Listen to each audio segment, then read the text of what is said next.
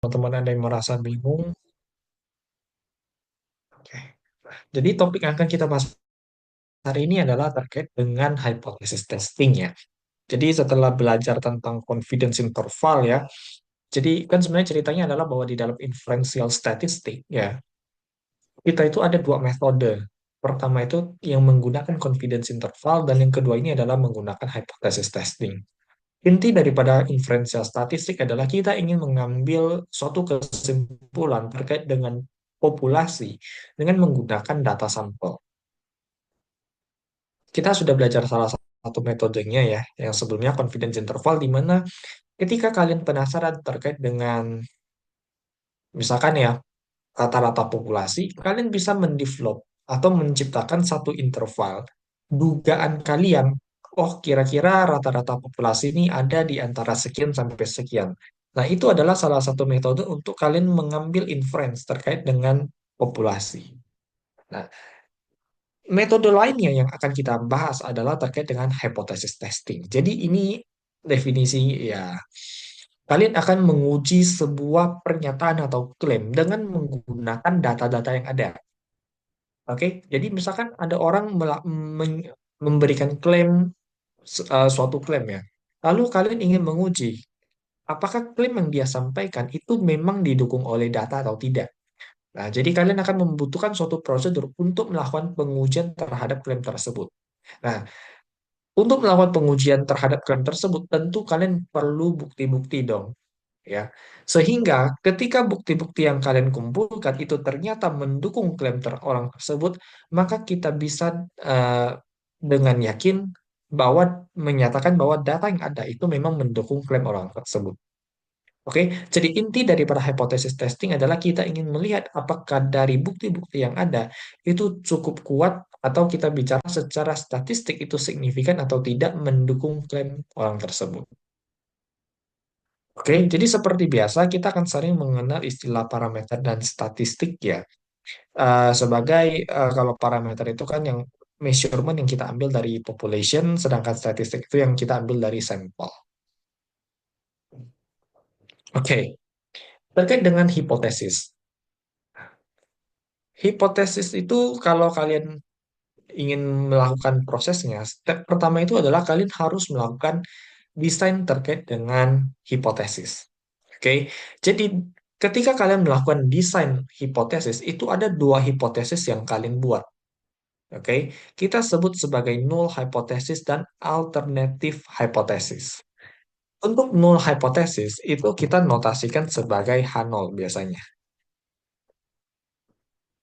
Oke, jadi untuk hipotesis nol kita notasikan dengan H0, sedangkan ada satu lagi yang dinamakan alternatif hypothesis. Oke, nah biasanya kalau kalian desain um, untuk null hypothesis, misalkan yang nol ya, itu setelah null hypothesis itu kalian kasih titik dua, next kalian tinggal memasukkan klaimnya doang sih. Biasanya kita sudah bentuk dalam suatu simbol. Misalkan, misalkan nih ya. Kita pakai contoh yang sebelumnya untuk di confidence interval yang terkait dengan rata-rata nilai ujian statistik. Misalkan ada seseorang bilang nih, kayaknya rata-rata nilai UTS statik di kelas A itu adalah sebesar 80. Misalkan ada yang klaim seperti itu ya, dia bilang, ini kayaknya rata-rata nilai ujian kalian nih 80 nih satu kelas. Nah, dia klaimnya nilai ujian kalian 80. Yang dia klaim itu adalah rata-rata. Sehingga kalau ada pernyataan tersebut, notasi yang kalian pakai itu adalah menggunakan mu sebagai rata-rata population. Dan dia bilang rata-rata ujian statistik kalian itu 80. Berarti tulisan kita adalah mu sama dengan 80. Oke, karena klaim dia seperti itu.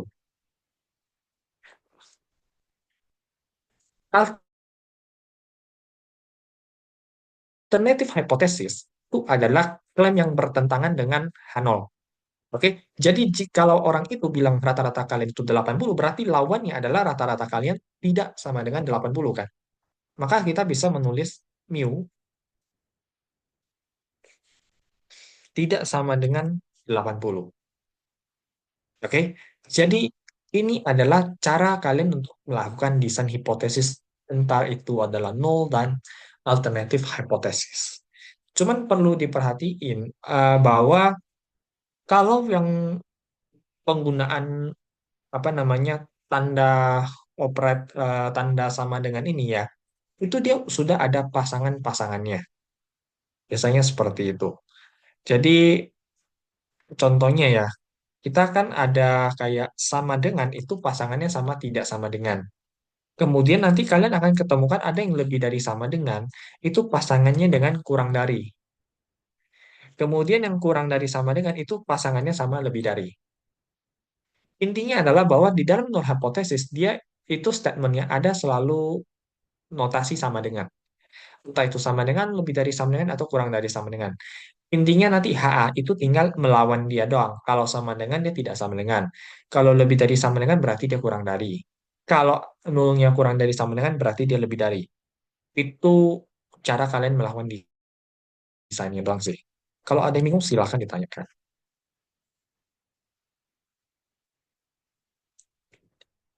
Nah, itu untuk terkait dengan null dan alternatif hipotesis. Nah, sebelum kita lanjutkan ke berikutnya, mungkin biar lebih clear ya, di sini kita akan melakukan 3 kali simulasi ya untuk penggunaan hipotesis testing, di mana ini dibedakan per kasus. Mirip dengan kasus yang confidence interval, jadi hipotesis testing ini bisa untuk mu ya, untuk rata-rata populasi ketika standar deviasi populasi diketahui, ada yang untuk mu ketika sigma tidak diketahui, dan satu lagi untuk proportion.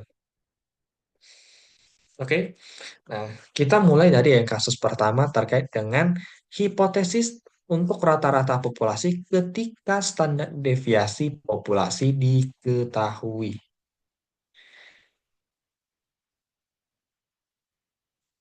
Oke, kurang lebih seperti itu.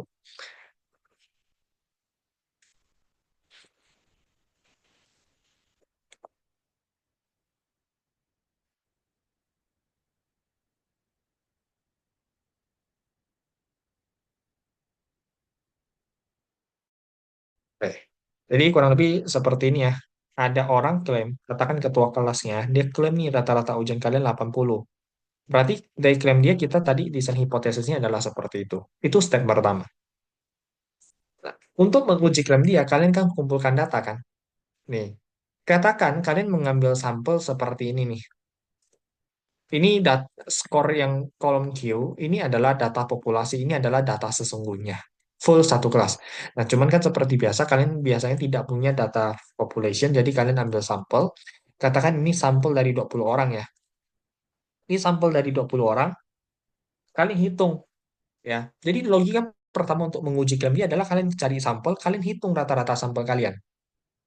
Nah, ketika kalian lihat nih, ya, ini sampel yang ini ya, ini kan total 20 orang nih. Rata-ratanya itu adalah di 49,5 sebenarnya. Nih, kalau kita hitung rata-rata kali 20 orang ini, 49,5. Nah, kalian bayangin nih, ketua kelasnya klaimnya 80 nilai kalian. Tapi, ketika kalian sampling tuh 20 orang, kok rata-rata 20 orang ini cuma 49,5, kan rasanya jauh banget dong dari mereka, dari klaim awalnya 80. Nah, ketika kalian menghitung ini 49,5, pasti kan kalian jadi merasa ragu dong sama klaim ketua kelas itu, ya. Karena data kalian 49,5 itu cukup jauh dari 80. Secara subjektif gini kan rasanya jauh lah ya. Kayak nggak mungkin nih rata-rata kelas kalian 80, harusnya di bawah 80. Untuk menguji keraguan kalian ya terkait dengan film tersebut, kalian butuh metode statistik. Dan disinilah kita akan coba memulai berbagai perhitungan di dalam hipotesis testingnya. Oke, jadi setelah kalian udah mendesain, kalian itu bisa membuat yang dinamakan decision rule ya. Kalau tadi ini adalah hipotesis desain ya. Kalau ini ada yang namanya hipotesis desain. Next kita ada yang namanya decision rule.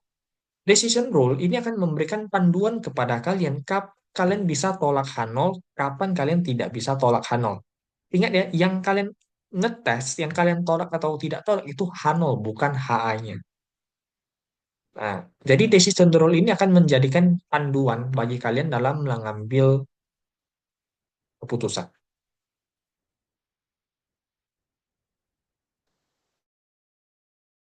Oke? Nah, decision rule. Decision rule ini tergantung pada jenis distribusi probabilitas yang kalian pakai.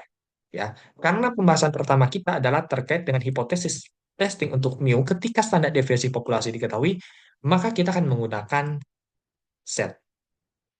Nah, terkait dengan hal itu, misalkan ya, diketahui standar deviasi populasi adalah sebesar misalkan eh, standar deviasi populasi di 21,48.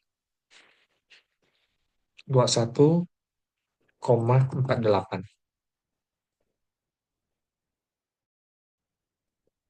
Oke, jadi kita udah punya standar deviasi populasi di 21,48. Maka decision rule kita akan menggunakan distribusi Z kan. Ketika kita menggunakan distribusi Z, untuk menentukan decision rule itu akan tergantung pada desain hipotesis yang kalian buat. Seperti yang tadi ku bilang ya, bahwa desain hipotesis itu bisa ada tiga kemungkinan ya pasangannya. Jadi tadi boleh sama dengan dan tidak sama dengan, boleh dia sebenarnya lebih dari sama dengan berpasangan dengan kurang dari, ya. Atau si satunya lagi itu yang kurang dari sama dengan dan lebih dari. Oke, jadi ada tiga kemungkinan jenis hipotesis itu disesuaikan dengan klaim. Nah, yang ingin kutunjukkan adalah bahwa di dalam hipotesis ada yang namanya one tail dan two tail test. Oke, one tail dan two tail itu akan membedakannya tuh di area rejectionnya. Kalian kalau two tail rejectnya di dua area, kalau one tail rejectionnya cuma di satu area. Kalian tahu dia one tail atau two tail itu dari desain hipotesis. Kalau desain hipotesis kalian sama dengan ini adalah model yang two tail test.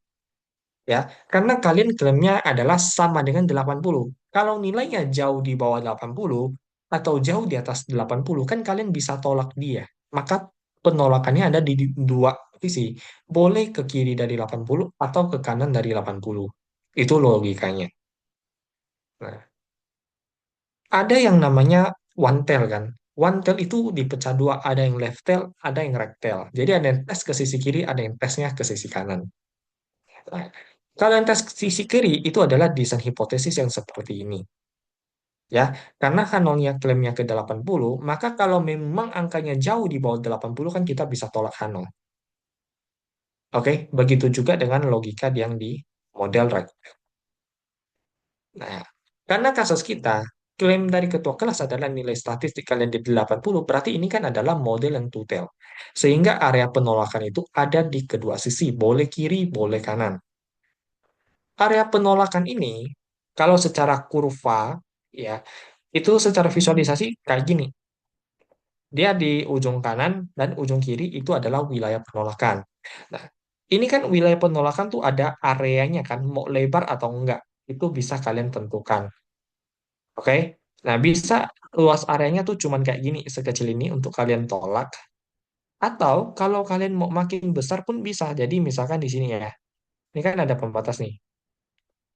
Kalau misalkan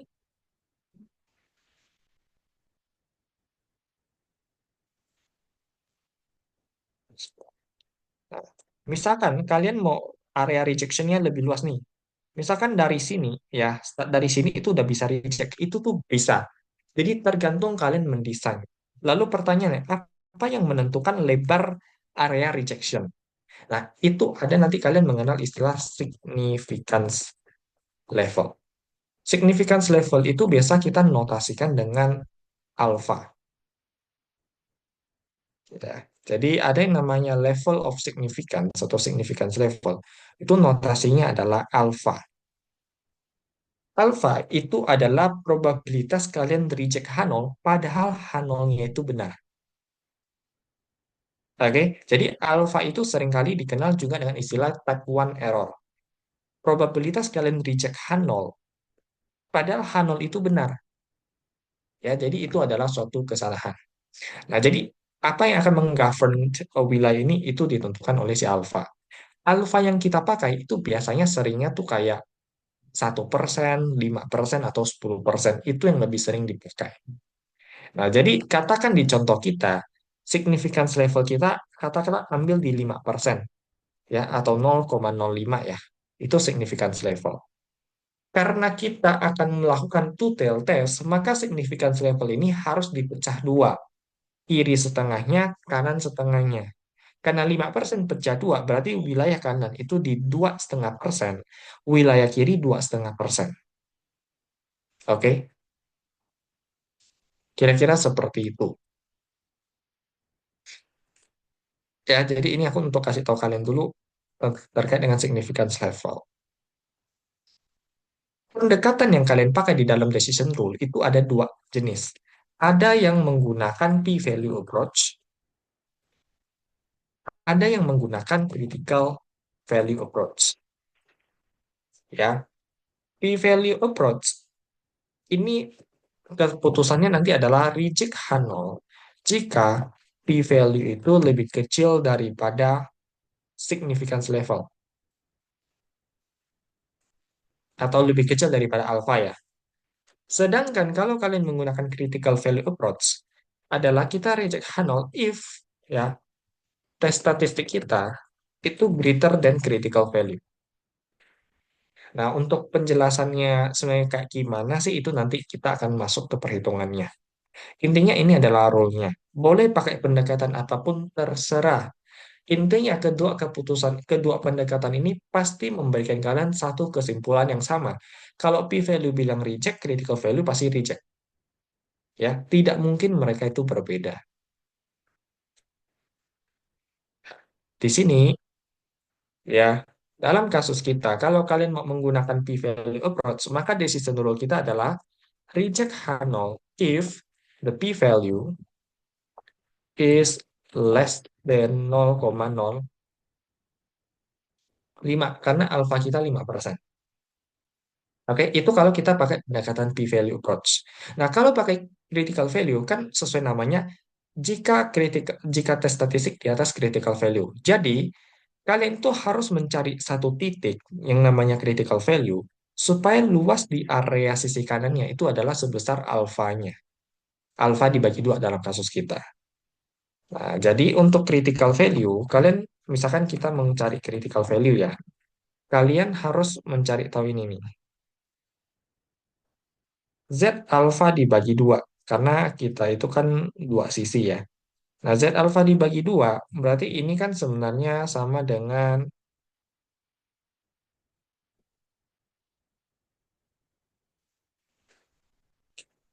Z 0,025. Nah, seperti yang kalian tahu bahwa kalau Z 0,025 itu nilainya adalah di 1,96, kalian bisa refer ke tabel Z. Atau mungkin ini bisa kalian hafal di luar kepala ya, beberapa angka. Nah, kalau kalian dapat critical value 1,96, berarti ibaratnya tuh di sini 1,96, di sini adalah negatif 1,96 karena dia simetris. Keputusan kita adalah reject H0 if the test statistic ya, is greater than 1,96 or less than negatif 1,96. Seperti yang ku bilang, karena ini tuh rejection tuh boleh di dua wilayah, mau kiri mau kanan. Nah, jadi dia boleh reject kalau di atas 1,96, yang mana itu area diarsir di sini, atau di bawah 1,96 atau wilayah di sini. Sampai di sini ada yang merasa bingung?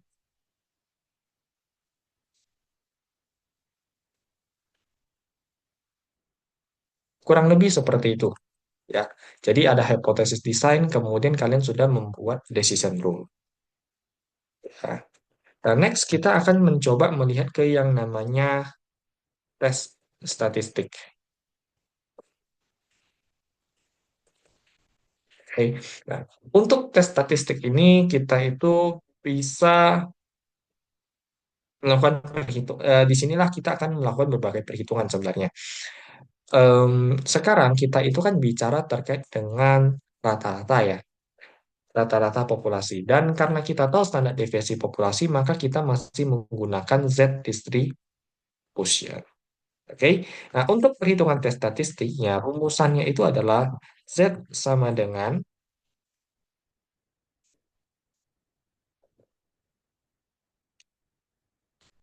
X bar, kita kurangi dengan yang kita hipotesiskan nilainya, yaitu mu nol, lalu kita bagi dengan eh, standar deviasinya. Oke. Nah, jadi standar deviasinya itu kan sebenarnya adalah sigma ya, dibagi dengan akar n. Oke, jadi ini adalah tes statistik.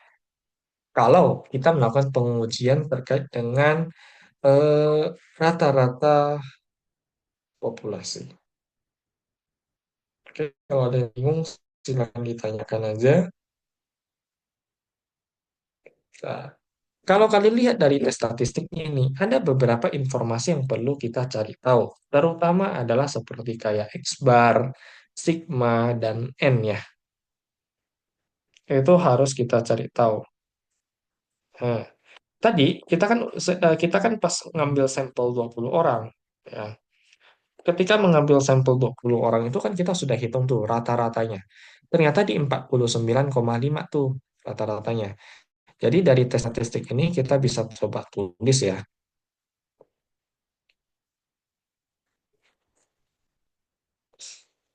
Itu ternyata di 49,5 X barnya ya. Dikurangi dengan mu nol. Mu nol itu adalah yang kalian hipotesiskan nilainya. Di mana nilainya adalah di 80. Next, itu kita bagi dengan si standar deviasi dibagi dengan akar N. Standar deviasi ini adalah yang punyanya populasi, di mana tadi kita ketemu nilainya di 21,48 ya. Dengan sampel size-nya di 20 orang kan. Satu sampel yang kita ambil itu tadi konsis dari 20 orang. Nah, jadi kalau sudah tinggal kita hitung tuh nilainya tuh sebenarnya berapa sih? 49,5 kita kurangi dengan 80. Lalu kita bagi dengan standar deviasi populasi 2148, lalu dibagi dengan akar N. Jadi 20 pangkat setengah lah ya. Kalian ketemukan nilai negatif 6. Ya, itu adalah nilai Z-nya ya. Jadi Z kita itu ternyata adalah di negatif 6,35 lah ya. Nah, itu nilai Z kita tuh. Negatif 6,35. Tes statistiknya. Setelah kalian sudah menghitung tes statistik, baru kita bisa masuk ke conclusion. Keputusannya adalah sekarang kita reject or do not reject H0. Ketika kalian dapat tes statistik negatif 6,35, berarti kalau kalian mau pakai tes statistik, kalian bisa menggunakan critical value kan? Nah, syarat critical value adalah reject kalau tes statistik di atas 1,96 atau di bawah negatif 1,96. Angka negatif 6,35 itu less than negatif 1,96 kan? Kan negatif 6,35 itu lebih kecil daripada negatif 1,96. Sehingga keputusan kita adalah reject Hano. Ya. Since the test statistic ya, negatif 6,5 is less than negatif 1,96, we reject null hypothesis. Ya. Jadi itu cara kalian ngambil kesimpulan keputusannya lah ya untuk reject or do not reject. Itu kalau pakai critical value ternyata. Nah, kalau kalian mau pakai p-value itu gimana cara carinya? Kalau mencari p-value, ya, yang p-value nih ya, kalian itu sebentar, nah, kalau yang dinamakan p-value, P-value itu sebenarnya adalah probabilitas kalian mendapat nilai Z se ekstrim nilai ini. Jadi probabilitas bahwa Z itu lebih kecil daripada negatif 6,35 itu berapa? Nanti kalian kali 2. Kenapa kita kali 2? Karena ini adalah yang tutel.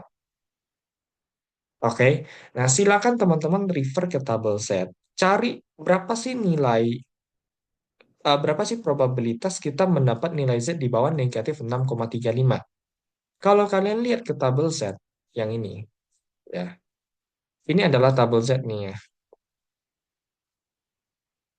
Kita perhatikan yang ini aja. Negatif 6,35. Batas di tabel ini aja negatif 3,99. Dan itu nilainya aja udah nol. Berarti negatif 6,35 itu juga nilainya nol. Ya, secara ya statistik ya practically zero lah ya. 0,0000 sekian, kalau kalian kalikan 2 nilainya tetap 0,000 gitu kan. Oke. Nah, sehingga p-value kita itu dapatnya di 0,000 sekian. Kalau kalian berencana menggunakan p-value approach, maka kalian compare dengan si significance levelnya. Significance level kita 5% atau 0,05. P-value kita 0,0000 sekian. Sudah jelas p-value kita lebih kecil daripada alpha sehingga kita juga reject Hanok. Nah, ini membuktikan bahwa kalau kita menggunakan p-value ataupun critical value, pastilah decision yang kalian peroleh itu sama. Kalau satu bilang reject, pasti yang lainnya juga bilang reject. Oke, ada pertanyaan sampai di sini?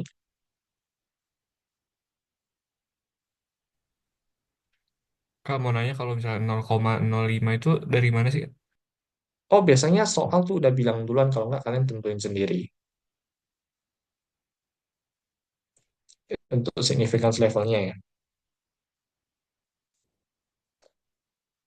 Berarti significance level tuh alpha ya. Alpha. Betul, alpha.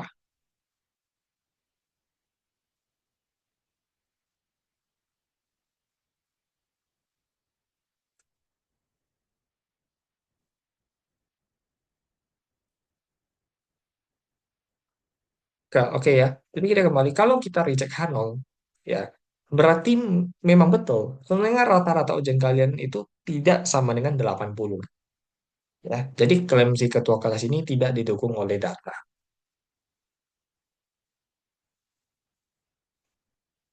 Nah, kalian penasaran sebenarnya rata-rata aslinya itu berapa? Tinggal kita coba cek di rata-rata populasinya ya.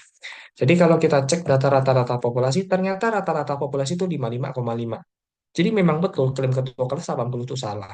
Karena kejauhan. Tapi kurang lebih seperti itu konsepnya ya. Terkait dengan hipotesis testing. Sampai di sini, kalau masih ada yang bingung, silakan aja ditanyakan. Oke, jika tidak ada, kita coba lanjutkan ke model berikutnya. Bagaimana kita coba melakukan pengujian terhadap klaim yang sama ya ini ya. Tapi saat ini asumsi kita adalah tidak diketahui standar deviasi populasi. Tapi yang diketahui adalah punyanya si sampel saja. Karena in most case pasti seringnya seperti ini. Kita tahunya standar deviasi sampel. Itu nilainya di 23,47.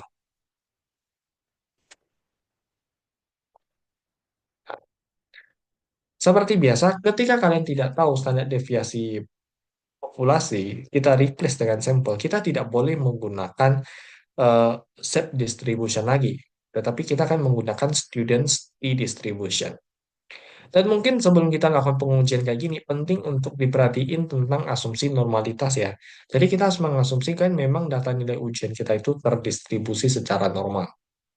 Kalaupun jika tidak, ya kita harus menggunakan sampel size yang cukup besar ya, agar em, sampling distribution daripada sampel mean kita itu memang bisa mendekati normal distribution.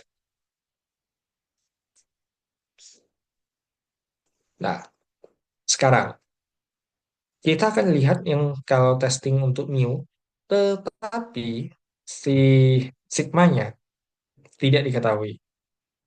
Secara konsep sama, ya hanya saja kita akan menggunakan p-distribution. Ya, jadi rejection rule-nya itu juga boleh tetap sama mau two tail atau one tail itu tergantung jenis soal. Nah, sekarang kita coba melakukan hipotesis testing, tapi kita coba melakukan hal yang berbeda. Kita coba ganti angkanya ya.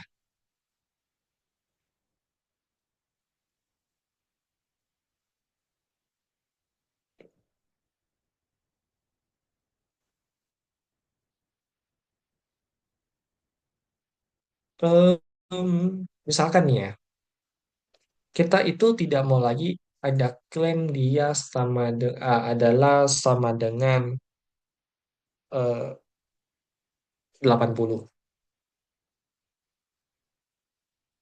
Oke, tapi sekarang kita coba melakukan klaim bahwa sebenarnya rata-rata nilai ujiannya itu misalkan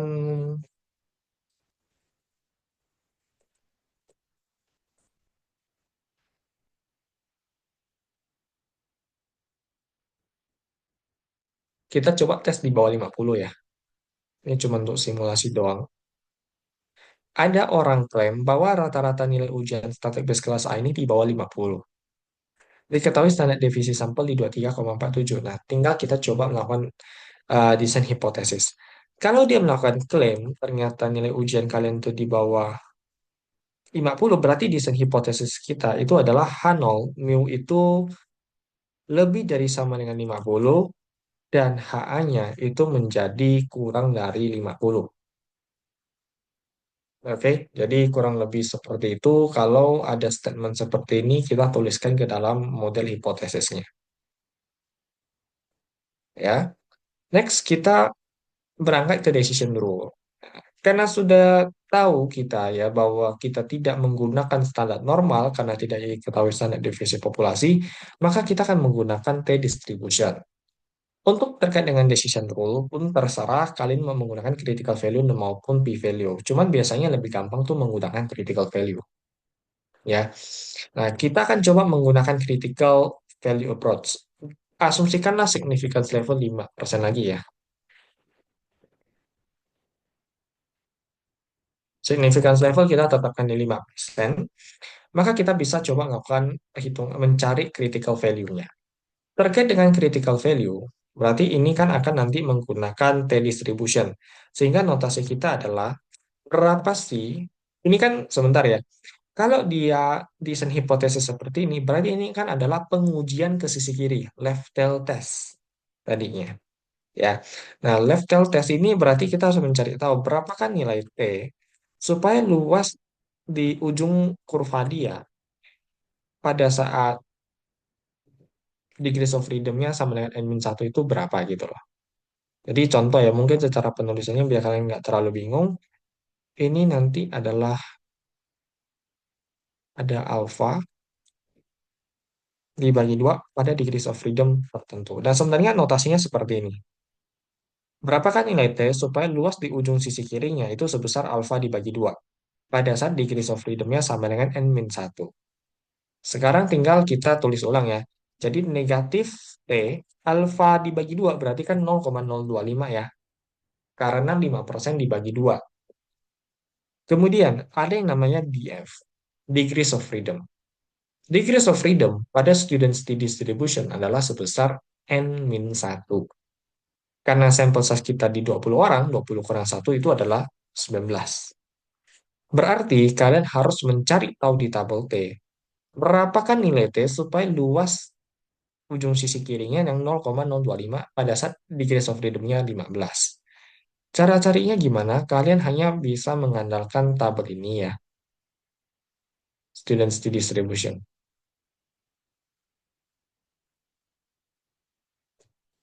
Nah, kita akan coba mengandalkan student distribution dan kita carinya yang di DF-nya yang 19. Nah, ini kolom pertama ini kan DF ya. DF cari yang 19 itu yang di bawah sini. Sekarang, ingat, karena T-distribution itu juga simetris, kalian boleh menggunakan angka di atas. Ya, angka di atas itu kan sebenarnya menunjukkan luas sisi kanan. Kita punya significance level 5%, cari alpha yang 5%. Oke, alpha 5% pas degrees of freedom 19 itu nilainya adalah di Sorry ya, ini tadi nggak usah dibagi dua di sini, karena kita one tail test.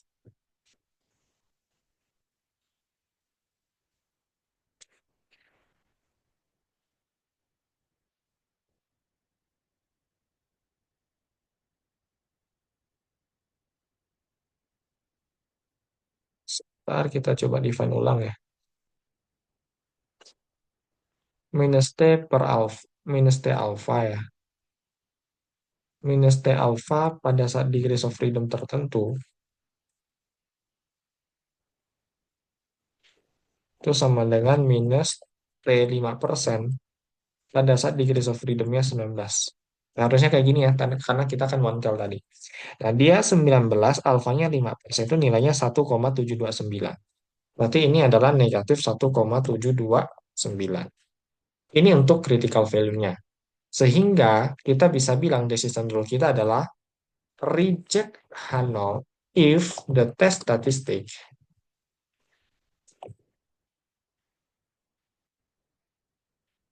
is less than negatif 1,729.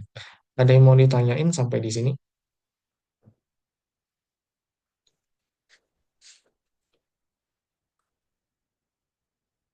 Kak, maaf aku nanya itu yang kenapa tadi makainya yang itu ya, Yang apa? yang distribusi T.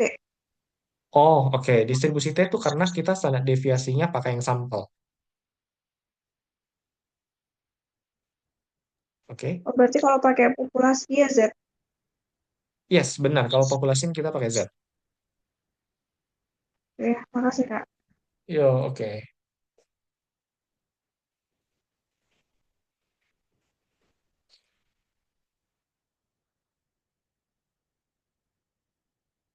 Nah, jadi kurang lebih seperti ini ya. Untuk decision rule-nya kita menggunakan critical value approach saja karena kalau p-value-nya itu kita butuh Excel untuk hitung nantinya.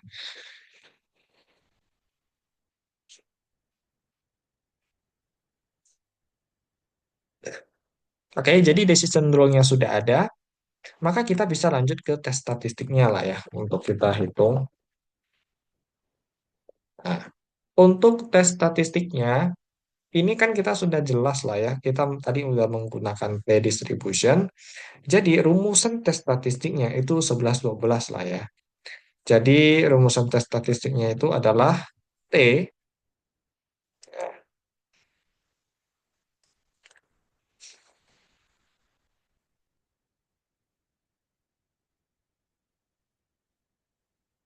sama dengan.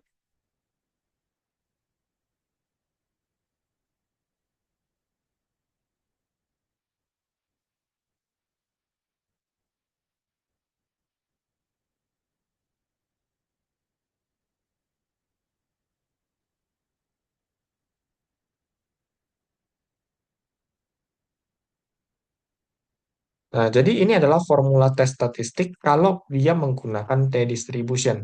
Mirip seperti kasus sebelumnya ketika kita menggunakan z-distribution. Degrees of freedom kita itu adalah 19 ya, n-1, n kita tuh 20 orang. Jadi ini adalah 19. X bar. X bar itu adalah rata-rata sampel. Jadi tadi, sekarang kan ada orang lain yang klaim nih, rata-rata kelas kalian nih kayaknya nilainya di bawah 50. Kalian percaya atau enggak, kalian ambil sampel. Oh, ternyata kalian hitung 49,5. 49,5 itu kan memang di bawah 50. Cuman pertanyaan ini bedanya signifikan nggak sih? Ataukah karena kebetulan doang kalian udah ketemu angka 49,5? Oke? Nah, jadi expert kita ini adalah di 49,5. Kita kurangi mu nol. Mu nol itu adalah yang kita hipotesiskan, yaitu nilainya sebesar 50 kan tadi. Lalu kita bagi dengan standar deviasi sampel, itu di 23,47. Lalu kita bagi dengan positive square root daripada sampel size-nya di 20. Sehingga nanti kalau kalian hitung, nah, kita bisa ketemu angka tes statistiknya itu berapa. Kita coba hitung dulu, 49,5 kurangi 50, lalu kita bagi dengan standar deviasi sampel dibagi akar dari N. Standar deviasi sampel itu Bentar. Nah, itu dia.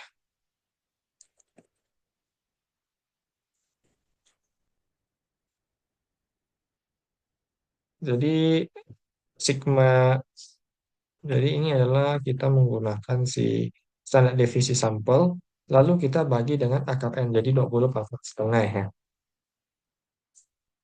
Hei, nah jadi kalian ketemu angka negatif 0,009. Jadi ini ketemu negatif 0,095 ya. 0,9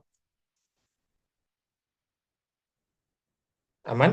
Ini untuk tes statistiknya. Nah, next kita akan coba ke kesimpulan atau keputusannya dulu ya. Jadi dengan statistik di negatif 0,095, kita reject or do not reject H0. Decision rule kita bilang adalah kita reject jika tes statistiknya itu di bawah negatif 1,728. Tes statistik kita negatif 0,095. Negatif 0,095 itu lebih besar daripada negatif 1,728. Sehingga kita tidak bisa reject H0. Ya, jadi kalau secara kesimpulannya nanti ya, atau kita bicara keputusannya dulu, ya, since the test statistic ya, itu masih lebih besar daripada si critical value, we do not reject Hano. Ya, kita tidak tolak Hano. Maka at 5% significance level kita bisa bilang bahwa tidak terdapat cukup bukti untuk menyatakan bahwa rata-rata kelas kalian itu di bawah 50. Oke, kurang lebih seperti itu. Nah, tadi sekarang kan hasil tes kita adalah kita gagal reject H0 ya. Jadi H0 ini masih tetap berlaku. H0 kita bilang rata-rata populasi itu di atas sama dengan 50. Apakah betul? Tadi kan kita sempat hitung ya, kalau nggak salah 50-an. Nah, jadi rata-rata populasi kita tuh memang sebenarnya 55, masih di atas 50. Jadi keputusan kita ini barusan itu juga benar. Ternyata. Ada yang mau ditanyakan sampai di sini? Ada yang merasa masih bingung?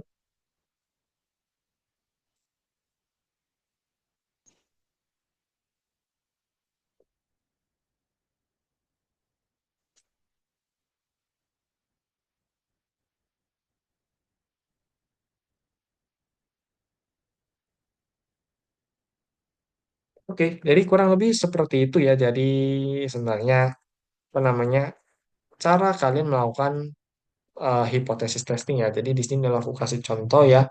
Tak kalian mau yang two tail ataupun kalian one tail ini udah ada contohnya. Tinggal kalian sesuaikan saja dengan jenis-jenis data yang nanti kalian temukan sama klaimnya seperti apa.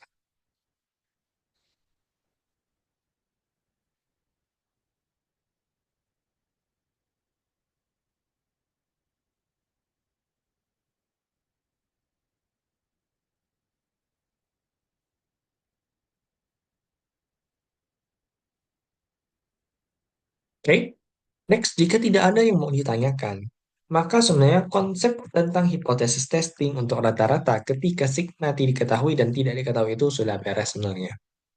Ya, ini adalah untuk hipotesis testing terkait dengan rata-rata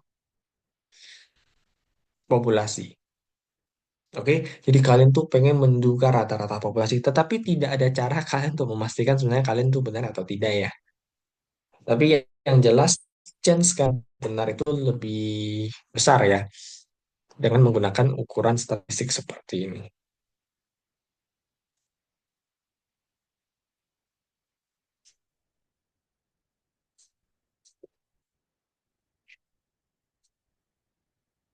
Next, jika tidak ada yang mau ditanyakan terkait dengan yang populasi eh, apa rata-rata populasi, mungkin kita akan masuk ke yang namanya proporsi.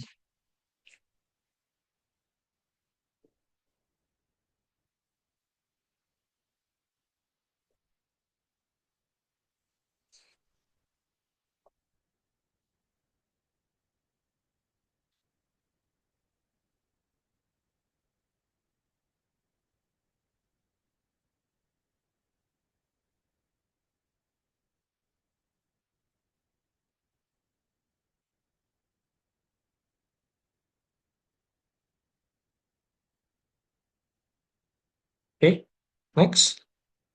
Em, Terkait dengan proporsi. Oke, proporsi itu mau bicara tentang kayak berapa persen sih yang kenapa-napa gitu loh.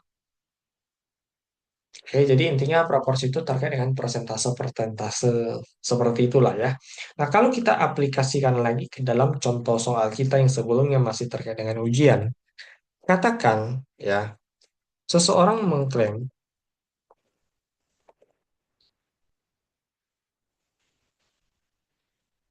dia klaim bahwa,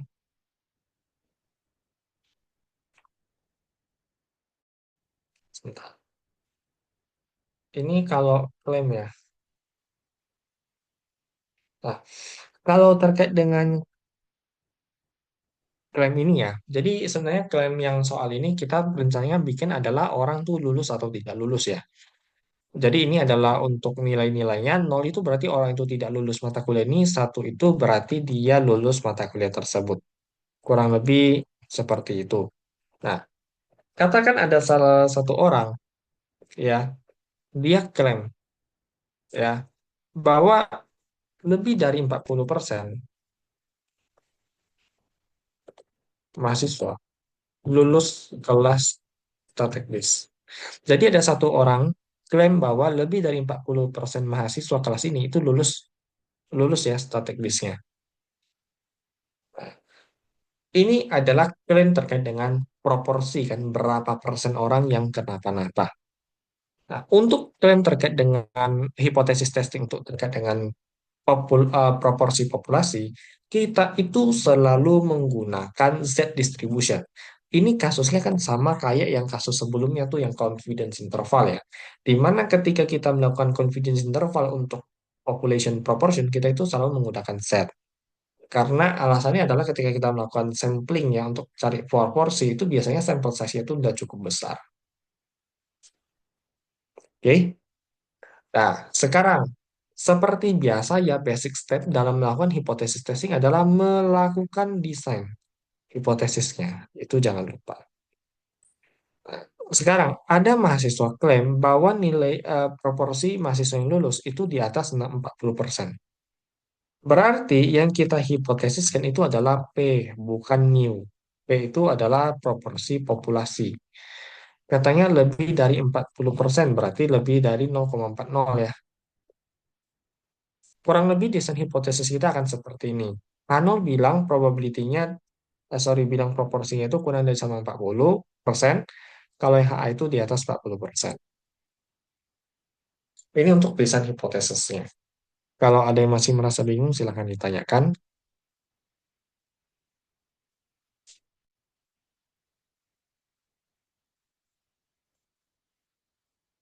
Oke, next. Setelah kalian udah tahu ini, sebenarnya kan kita seperti biasa lah. Kalian butuh tahu alfa daripada soal ini. Katakanlah significance level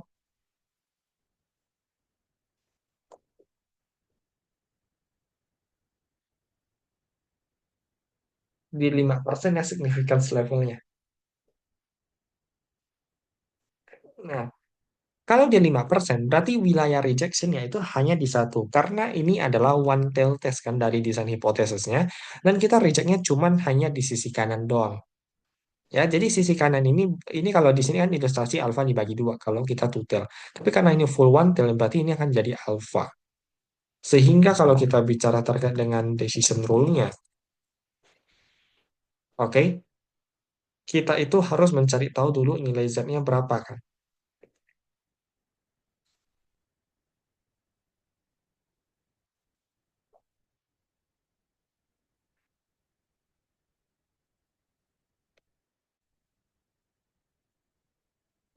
Berapakah nilai Z supaya luas di ujung sisi kanan yaitu di 5%. Lalu kita butuh refer ke tabel.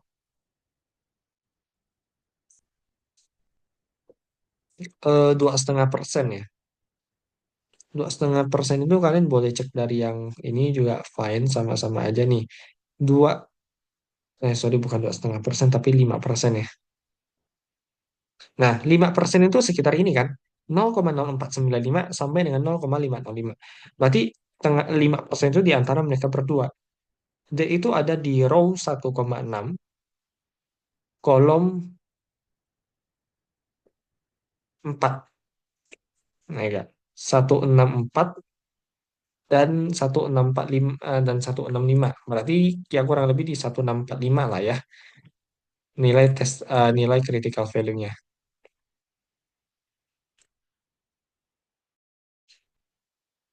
1645.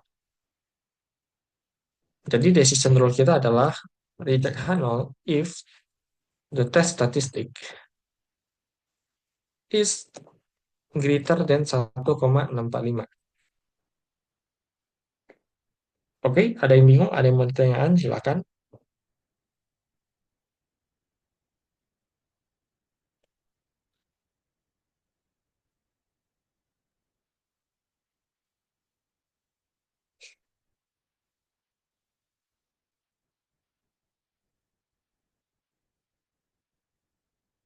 Next, kita akan lihat ya tes statistiknya. Di sini kita akan menggunakan Z distribution, sehingga sebenarnya tes statistik kita kurang lebih seperti ini formulanya ya. Eh, Jadi nilai Z itu sama dengan P bar dikurangi P0 dibagi dengan P0 kalikan 1 minus P0 dibagi M. Nah, tinggal kita cari saja komponen-komponennya. P bar. P bar itu adalah yang kalian dapatkan dari sampel kita. Kan ada orang klaim ternyata jumlah mahasiswa yang lulus cuma di bawah 40%, di atas 40%. Nah, lebih dari 40% mahasiswa tuh lulus. Nah, kalian tadi ambil sampel tuh, ketemu lah 49, ambil sampel ya 20 orang. Nah, ini data dia lulus atau tidak. Nah, ini sebenarnya kita bisa average kan untuk ketemu sebenarnya berapa persen sih yang lulus. Nah, yang lulus itu sekitar 0,45. Nah, jadi kalau kita bicara, ini kan P bar 0,45. Kalau kita masukkan ke persamaan ini,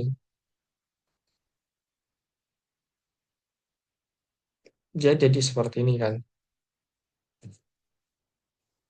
Nah, P0 itu adalah apa yang kita hipotesiskan yaitu di 0,40 ya. Nah, ini adalah tinggal disesuaikan aja 0,4, ini 0,4 dibagi dengan N-nya di 20. Jadi berapa kan nilai Z itu tinggal kita hitung ya. 45%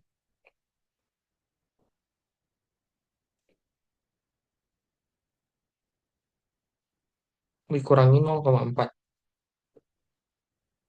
Terus sekian. Kemudian yang bagian bawahnya itu di eh, apa namanya standar error ya. 0,4 kalikan 0,6 bagi 20 kita akarkan. Nah, kalau sudah berarti ini dibagi ini aja.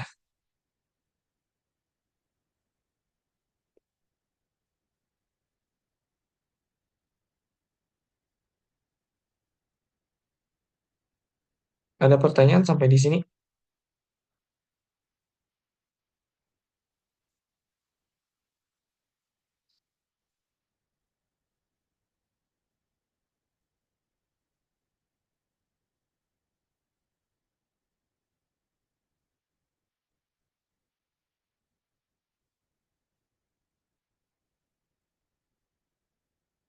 Oke. Nah, kita udah nilai Z-nya next. Kita mungkin bisa masuk ke conclusion. Kita reject or do not reject Hano. Oke. Dalam kasus kita ini, kan kita ketemukan nilai Z di 0,46. Terus syaratnya adalah kita kalau mau reject ya. Sebentar.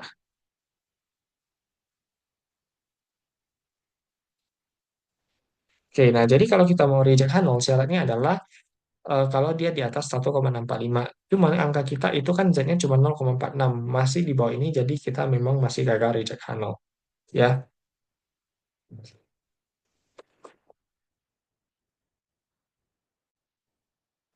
Nah, kalau kita gagal reject Hanol, ya berarti memang buktinya masih kurang lah ya. Ibaratnya 0,49 dengan standar deviasi lumayan gede, itu kayaknya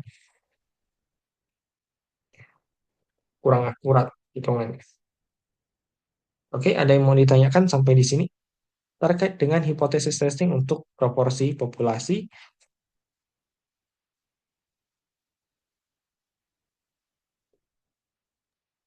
Kak, maaf mau nanya. Tadi P Ya, bar sama P nolnya itu dari mana ya, Pak?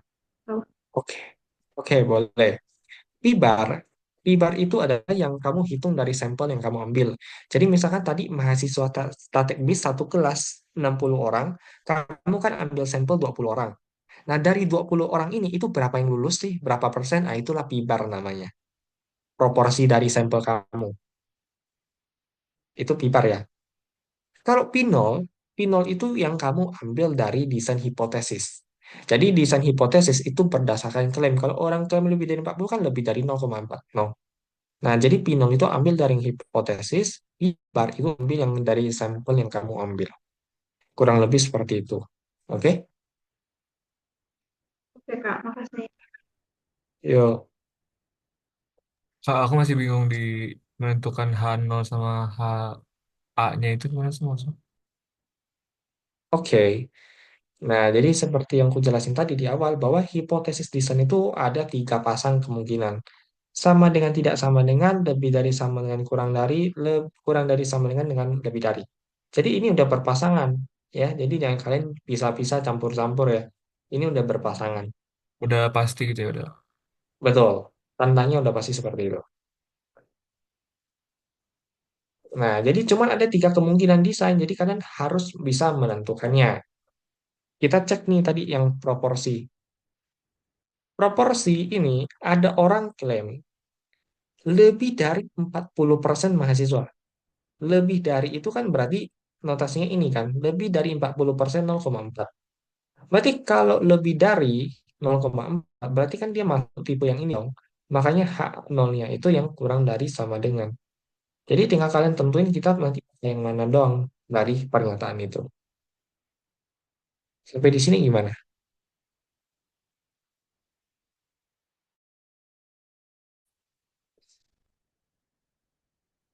Paham Untuk nggak di paham? dalam paham ya, oke. Ini nanti kalau kalian perhatiin, ya ininya tolong diperhatiin lah ya. Ini soal lagi bicara tentang proporsi atau rata-rata. Kalau proporsi ganti P, kalau masih rata-rata tetap pakai mu. Ingat, yang kalian tulis itu adalah mu, bukan X bar. Dan yang kalian tulis ini adalah P, bukan P bar. Yang kita pengen tahu itu populasi, bukan sampel.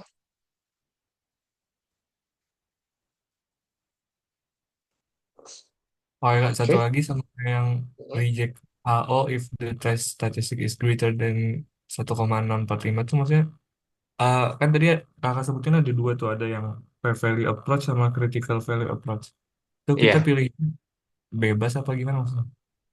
Eh, betul, kecenderungan itu sebenarnya bebas kamu mau critical value atau P value. Cuman lebih gampang tuh sebenarnya pakai critical value. Kecuali soal minta P value ya. Kalau nggak diminta, biasanya kita kerjanya tuh pakai critical value. Jadi kalau critical value pokoknya tes statistiknya lebih besar dari apa yang udah kita hitung. Dari Yes, decision. dari awal, dari penentuan titiknya ya. Hmm. Itu kalau yang dia sisi kanan ya. Kalau sisi kiri berarti kamu ambil yang lebih kecil. Karena sisi kiri itu kan negatif. Makin besar angka negatif itu kan berarti artinya dia makin kecil. Itu doang sih. Makanya tadi yang tutel, yang soal pertama kita yang tutel, itu rejectionnya boleh di atas, boleh di bawah. Ya kan? Kita boleh reject kalau di atas 1,96 atau wilayah di sini kan. Kalau di sini itu negatifnya itu harus makin besar angkanya. Berarti kan makin kecil nilainya. Jadi or less than negatif 1,96.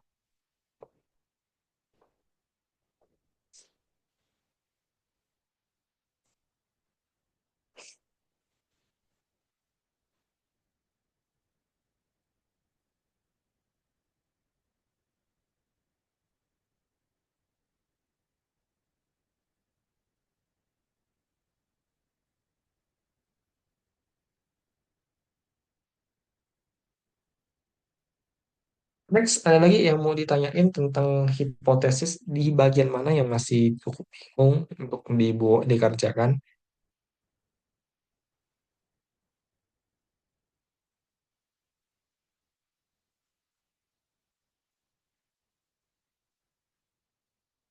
Ingat ya untuk soal yang terakhir ini gambar samping tidak mesti sama dengan ini ya. Maksudnya, jadi yang aku gambar ini kan ya one tail, tapi gambarannya sebenarnya bukan kayak gini. Gambar ini adalah yang versi yang two tail.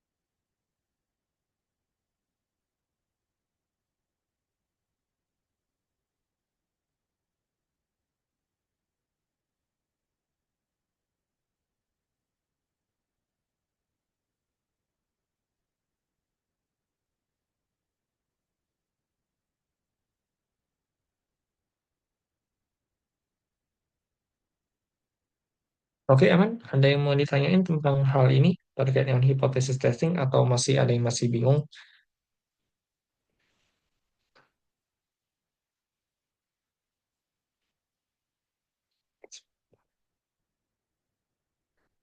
Eh, tes statis kurang lebih seperti itu sih.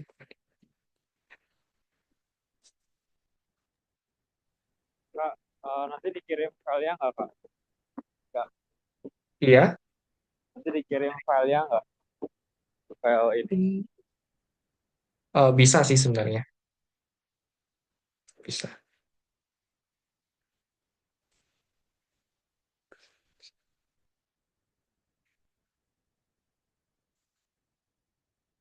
Hmm, Oke, mungkin ada satu hal yang perlu coba dibahas kali ya.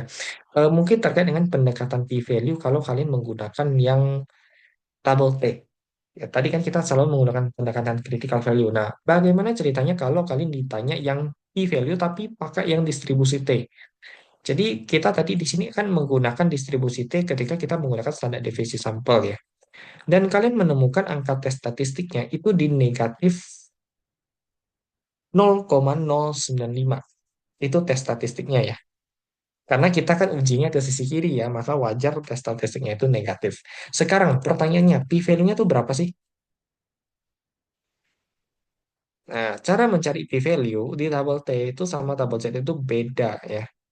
Tabel Z itu lebih gampang dibanding tabel T untuk cari p-value. Nah, kita lihat di tabel T ya.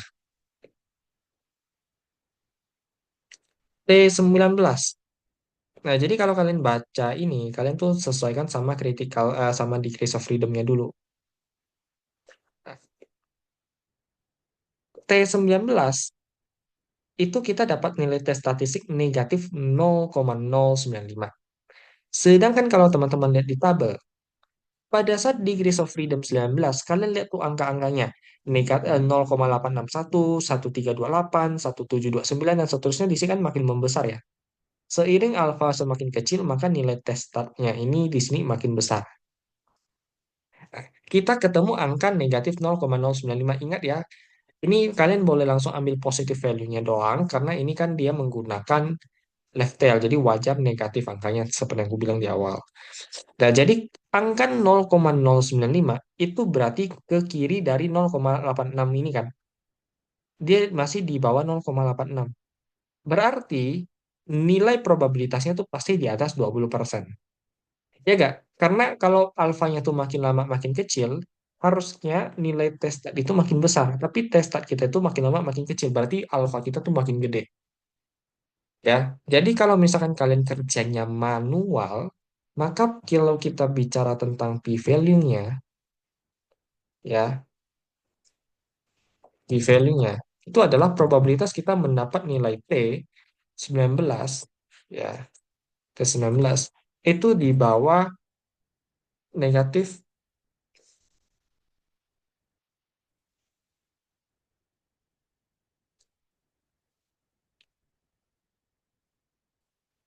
0,095. Ini jawabannya cuman bisa kita bilang p-value-nya itu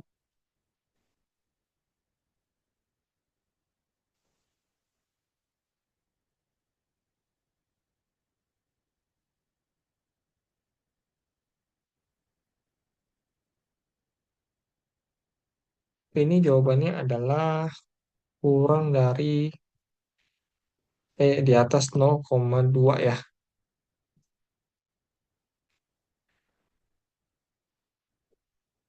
Intinya pasti p-value-nya itu di atas 20%. Oke, ada yang mau ditanyakan atau masih merasa bingung tentang p-value? Karena p-value di atas 20% kan jauh di atas 5%, maka kita juga tidak reject Hanok.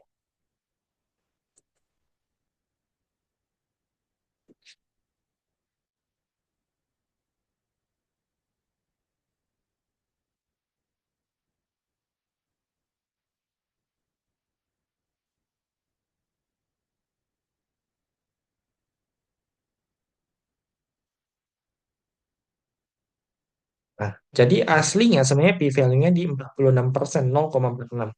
Kita cuma kalau kalian kerja manual pakai label, kalian cuma bisa ketemu dia lebih besar atau lebih kecil dari suatu angka tertentu. Tapi untuk ketemu kan exact value-nya itu tidak bisa. Ya kalian butuh software untuk membantu kalian hitung. Nah, di mana angka aslinya di 0,46. Tapi ingat kalau kerja manual, itu teman-teman hanya bisa ketemukan angkanya greater than 20% atau antara 10 sampai 20% tergantung rincian tabel yang kalian punya. Itu aja sih sebenarnya. Ada yang mau ditanyakan sampai di sini? Jadi p-value exactnya di 0,46. Seperti biasa, aturan rejection menggunakan p-value adalah kalau di bawah alpha. Ternyata alpha 5% kan ya jelas kita gagal reject Hanol sih.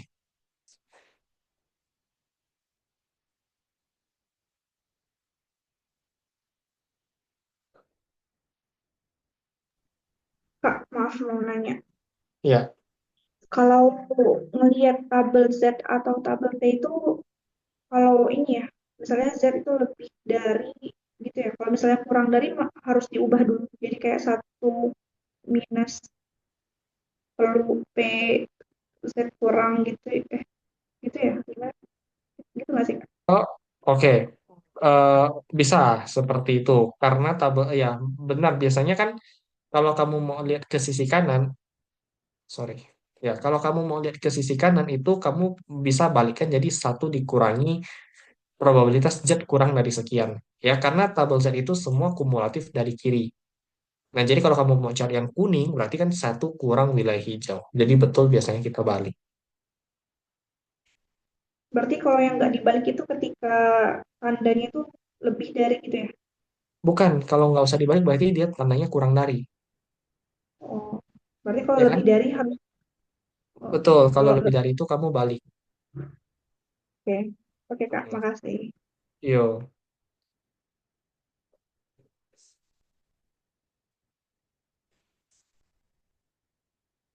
Nah, cuman kan sebenarnya gini ya. Kalau kamu nggak mau balik itu sebenarnya boleh-boleh saja. Karena kamu kan tahu juga ya bahwa kalau yang namanya normal distribution dia tuh pasti simetris. Jadi kalau misalkan kamu cari nih, berapa sih probabilitas bahwa Z itu lebih dari 0,8 atau salah, lebih besar dari 2 misalkan. Probabilitas Z lebih besar dari lebih dari 2 ya. Itu kan kalau kamu balik jadi satu dikurangi probabilitas Z kurang dari sama dengan 2. Gini kan kalau kita balik. Nah, kalau kamu tidak mau balik juga tidak masalah, kamu tinggal cari yang negatif 2. Duanya itu yang kamu minusin. Jadi kalau lebih dari 2 kamu cari negatif 2 itu berapa. Karena kalau kamu cari negatif 2 di tabel Z itu nanti nilainya bakal sama. Nah, jadi misalkan gini nih. Nah, ini kan adalah tabel Z nih. Oke. Nah, tabel Z itu yang negatif 2 di sini. Itu nilainya 0,0228. Ini jawabannya. Harusnya jawabannya adalah langsung 0,0228. Karena dia simetris. Kalau kamu mau buktikan, silakan kamu coba hitung yang kalau 2. Kalau 2 itu kan ketemu angka berapa? 0,9772. Jadi satu dikurang 0,9772 itu jawabannya pasti sama. Jadi mau balik atau tidak itu preferensi teman-teman doang ya.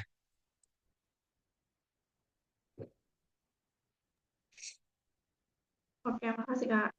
Yo.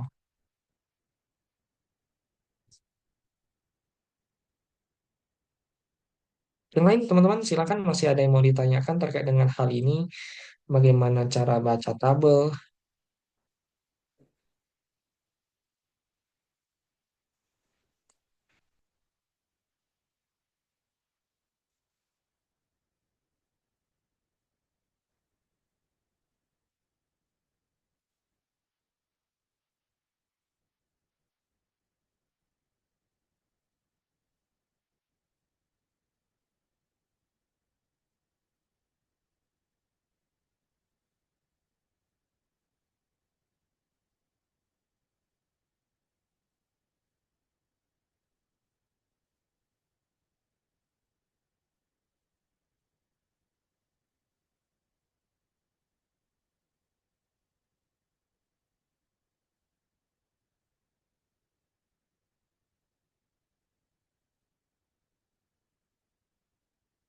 Semuanya masih ada yang mau ditanyakan sampai di sini terkait dengan hipotesis testing semuanya.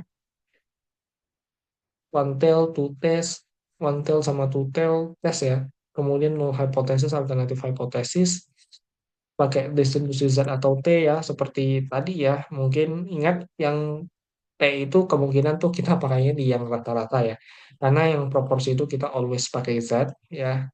Karena assumption untuk yang proporsi ya, karena ya kalau proporsi itu biasanya sampel size kita udah cukup besar, sehingga nilai T itu sama Z itu udah mirip-mirip lah. Jadi kita bisa langsung menggunakan Z. Nah, cuman memang kalau kita tidak tahu standar deviasi populasi untuk yang kasus mu itu memang kita perlu convert dia ke tabel T. Nah, satu lagi yang paling krusial adalah memang underlying assumption ya bahwa X itu harus normal. Kalau ternyata X tidak normal, kita butuh sampel size yang cukup besar, yang mana itu ada aturan dari central limit theorem ya terkait dengan kapan sih sebenarnya si sampel mean maupun sampel proportion itu bisa terdistribusi secara normal.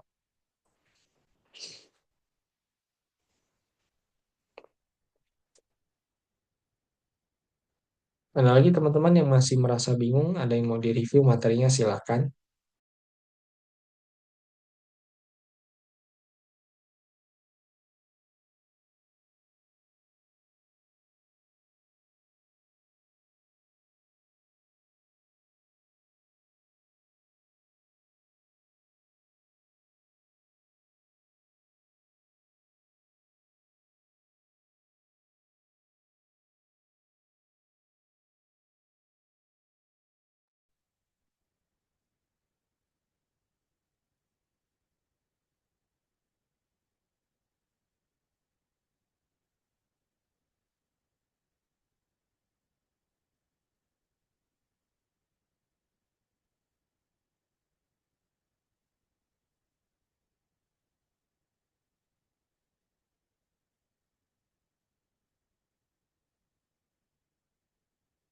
Oke. Mungkin kalau kalian teman-teman kalau kalian lagi kerja, kalian pengen ngecek jawaban kalian itu benar atau tidak ya.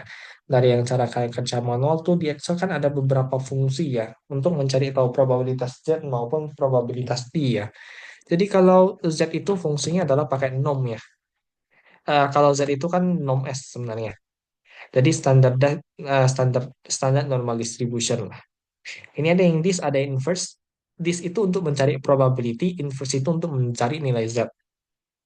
Ya, jadi kalau inverse itu mencari tahu nilai Z berdasarkan probabilitas. Misalkan probabilitasnya yang ujung kurva 2,5% deh. 2,5% kan 0,025. Maka dia harusnya keluar angka 1,96.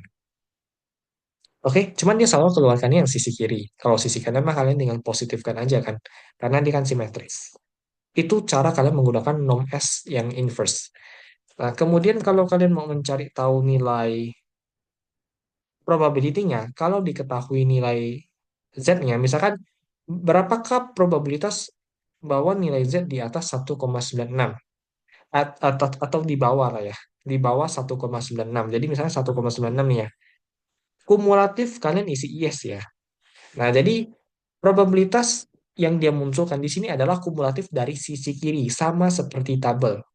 Maka dia muncul angka 0,975. Karena ke kanannya kan 2,5%. Berarti kirinya itu di 97,5%. Itu kalau kalian menggunakan standar normal distribution. Nah, kemudian yang terakhir itu adalah T distribution yang sering kalian pakai untuk akhir-akhir ini ya.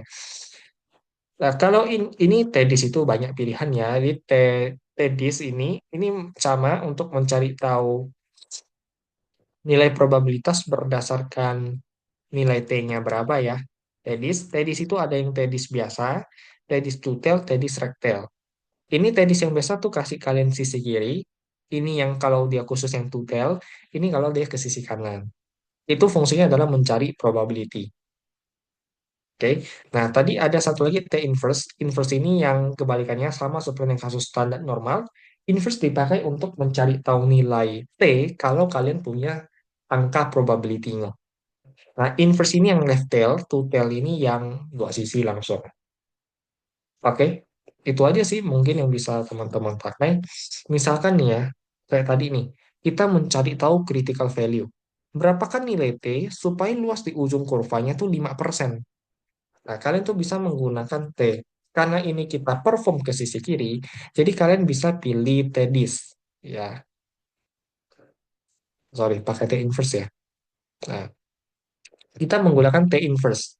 Nah, T inverse probability kalian isikan tuh di 5%. Degrees of freedom kita isi 19, maka akan keluar angka negatif 1,729. Jadi sama seperti yang kalian cari kalau menggunakan table sebenarnya. Itu cara kalian menggunakan Excel. Ada yang mau ditanyakan?